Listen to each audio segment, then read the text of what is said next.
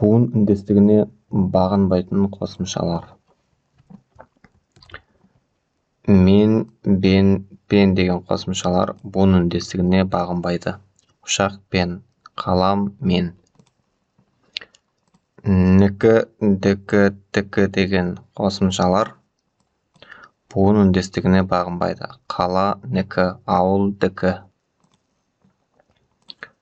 Жан, тай, еке деген қосымшаларда буын үндестігіне бағынбайды. Ерке, жан, әке, тай, ағеке деген сияқты. Хана, кент, стан қосымшалары буын үндестігіне бағынбайды. Дәріхана, Шымкент, Өзбекстан деген сияқты.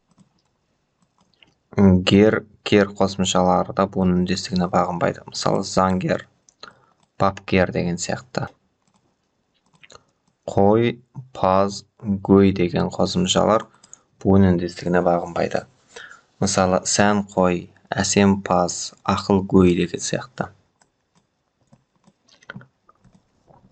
Және де буын үндестігіне бағынбайтын тағы бір қосымшаның түрі ол об, оба, еп, еба, ин, ина деген қосымшалар буын үндестігіне бағынбайды. Мысалы, ермек оба, нұртаз зина, немесе нұртас оба деген сияқты. Об, оба, еп, еба, ин, ина қосымшалары буын үндестігіне бағынбайды. Сонымен құрметті тіл білімі YouTube арнасының оқырмандары, буын үндестігіне бағынбайтын қосымшалар осылар.